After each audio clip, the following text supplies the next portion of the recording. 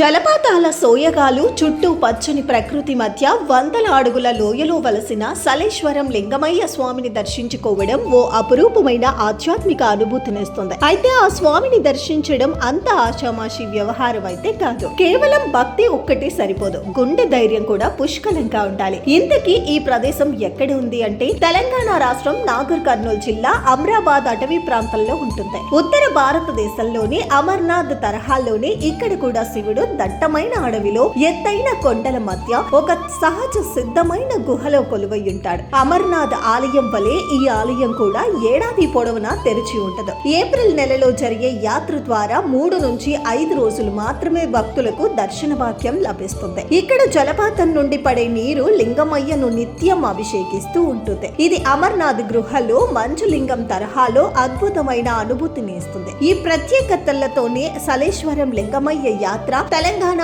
అమర్నాథ్ యాత్రగా ప్రసిద్ధి కాంచింది.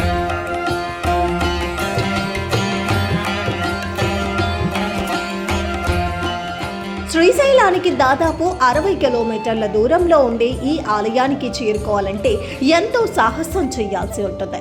వాహనాల ద్వారా దట్టమైన అడవి ప్రాంతం గుండా ప్రయాణించి అక్కడ వాహనాలను నిలుపుదల చేసి దాదాపు 5 కిలోమీటర్లు నడవాల్సి ఉంటుంది. తూర్పు గుట్టపై 1/2 కిలోమీటర్ నడిచి అనంతరం దక్షిణ వైపుకి ముందుకు వెళ్ళాలి. ఆ తర్వాత పశ్చిమ వైపు గుట్టపైన 1 కిలోమీటర్ నడిచి ఉత్తరం వైపునకు తిరగాలి. అనంతరం గుట్టల మధ్య ఉన్న లోయలోకి దిగాలి. గుండం నుండి పారే నీటి ప్రవాహం వెంబడి 2 గుట్టల మధ్య ఇరుకైన లోయలో భక్తులు జాగ్రత్తగా నడవాల్సి ఉంటుంది. ఒకచోట అడుగు దారిలో నడవాల్సి ఉంటుంది.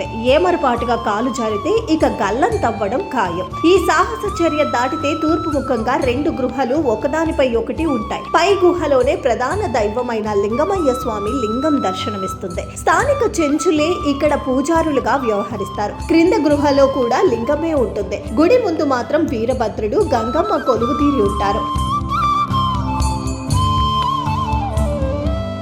ఈ ఏడాది సలేశ్వరం జాతర ఏప్రిల్ 1 నుంచి 3 వరకు 3 రోజుల పాటు అంగరంగ వైభవంగా జరగనుంది. ఈ యాత్రకు తరలి వచ్చే వేలాది మంది భక్తులు వస్తున్నాం లింగమయ్య అంటూ చేసే శరణు ఘోషతో ఆ అభయ అరణ్యంలో ఆధ్యాత్మిక పరిమళాలు వెదజల్లుతాయనడంలో అతిశయోక్తే లేదు.